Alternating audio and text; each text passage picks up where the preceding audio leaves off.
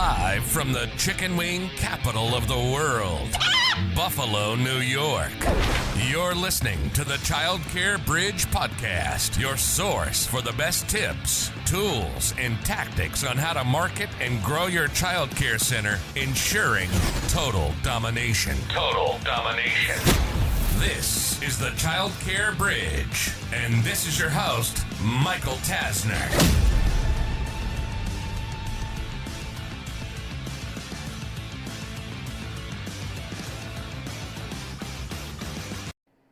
Hey there, and welcome to this week's edition of the Child Care Bridge. Today's topic is about this phrase, if not now, when? If not now, when?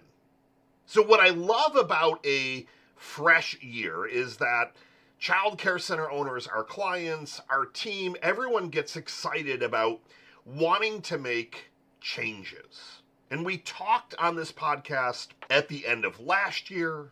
We talked earlier this year about all the trends and here are all the things that are impacting the industry. Here are all the things that you need to be paying attention to. We talked about putting together this SWOT analysis of all the different areas across your center and having the strategic levels of planning that you need. So building out the strategies and getting alignment. And a lot of center owners, they have that fresh energy and excitement, and they're ready to take the year by storm. But fast forward roughly 45 days into the year, their plans start getting thrown out the window. And they start to resort back to the same habits, the same strategies, dare I call them a strategy, the same things day in and day out. Like they will tell me, well, Michael, this life is getting in the way, busyness is getting in the way, this fire drill got in the way, that got in the way, and all these different things that I could boil up to as excuses, but it really comes down to a couple things. The first one, and this is a Tony Robbins thing that will never leave my mind, is that he says that you need to turn all of these things that you say you should do into a must do. So for example, I just had a conversation with a multi-center owner. So I think they had 7 locations. And we looked at everything kind of holistically from a marketing standpoint. The website, what do the things look like outside their center, so the signage, what does the tour experience look like? Follow-ups, CRM, Google rankings, like every different thing about the center. And the core area that we identified as the biggest thing that we needed to start with is their website. Their website was built in a platform called Wix. It was built 4 years ago. It's not really running well on mobile. It doesn't look good. It loads slow. There was like 50 different issues. And they said, yeah, let's do that. We need to move the website. And then we talk numbers, and the numbers are never anything overly scary. Like, we've been in this industry for quite a while. We have extremely fair pricing, if not well below average pricing. And the conversation kind of turned not necessarily into ghosting, but it kind of started being that ghosting feeling of like I'm having to chase them.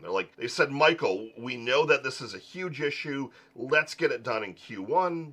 And then something gets in the way.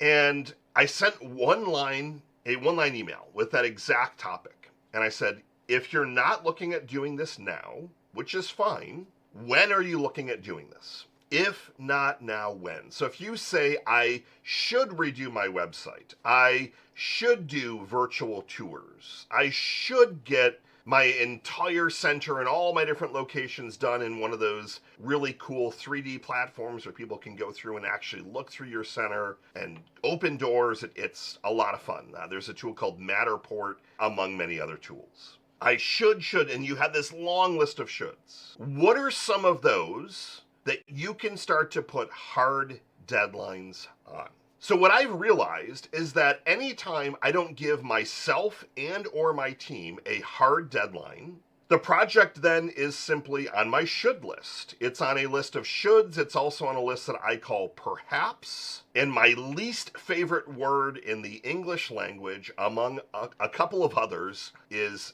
someday. And the reason that I hate this word someday is that almost never does someday ever come to fruition. You just build this someday list. Someday I'll do these things. Whether you're calling it someday, perhaps, or should, they're all in that similar mindset. Now, should, to me, is a little bit, it's semantics, but it's a little bit of a step up from someday. Like, should is like, yeah, like, we definitely should do that. But what ends up happening is somehow you start to talk yourself out of things. And I'm going to do another episode, and I'll probably do it next week, about this whole scarcity versus abundance. And it's a mindset, but it's also a way that you're making decisions. But what I'm looking for you to do is look at all the different areas across your center. Start to look at everything and look at all the areas that you are saying, well, we should do these things. So let's start with marketing. I should redo my website. I should start investing in paid traffic, so Facebook ads, Google ads, TikTok, maybe even Reddit, for example. You should be posting every day, if not multiple times, on your Facebook page, producing content, better communication with your parents, tracking your leads from end to end, so when someone raises their hand to taking a tour to deciding to either enroll or not enroll at your center. That's what I would call the marketing math equation of being able to track everything from a numbers perspective. If we go on to the accounting area, well, maybe you should deploy Profit First, which we've talked about. You should start having these monthly meetings with a bookkeeper and or more of an advanced kind of tax strategist so that you're actively planning all during the course of the year. On the systems and strategy side, you should improve your CRM, you should document everything, have standard operating procedures, redo your handbook, have a revision of just all things kind of processes. You should put it into a tool like Trainual. And then if I finalize with the T, so MAST, the MAST framework that we've talked about, marketing, accounting, strategy and systems, and then team, you should look at improving the culture, doing a culture audit, doing employee surveys, a compensation audit. You build out this list of all of your shoulds. And it's going to be lengthy, which is fine. But what I need you to look at is Q1. What are the items on that list that you are going to invest money and time into, that you're going to identify as a rock, a priority, a core project, a needle mover? There's a lot of different ways to describe it. Every business book calls it something different. Depends on which operating framework, if you're using an operating framework. So there's something called the Entrepreneurial Operating System, so EOS. There's another one called Scalable. There's another one called Rockefeller Habits. And they all kind of call things something a little bit differently. But it's your core projects and priorities for the quarter. And there's traditionally 3 to 4. What are the 3 to 4 things that you're going to put your time, your attention, your team's attention, but also money? That's often one of the missing pieces with childcare center owners. They think that they can just throw time around something, but they're failing to forget that they need to invest some additional money. To me, it's not necessarily a project unless you're going to actually put a fair amount of time, but also some financial resources. So what are you looking at for Q1 that you can say, Michael, here are the 3 projects, 3 priorities that we are moving from this list of shoulds, and we're putting it as a must, and then we're going to apply a hard deadline. As I was alluding to earlier, anytime that I don't have hard deadlines for my team, somehow things just don't get done. And that goes for myself as well. When I know that I have to do X amount of podcasts by X time, or I'm going to be holding up the entire process, or I need to do this webinar by this date, or my next book is due by this particular time, I'm able to then reverse engineer, but I have that deadline that is not necessarily just front and center, but it's something that's written. Now, the other piece to the deadline is that I want you to communicate it to your team, because you need some people other than just yourself to hold you accountable. So if your team knows that you're going to be doing this by this particular date, and you want them to hold you accountable, you can then do the exact same thing on any of the different projects that you want them to help you with.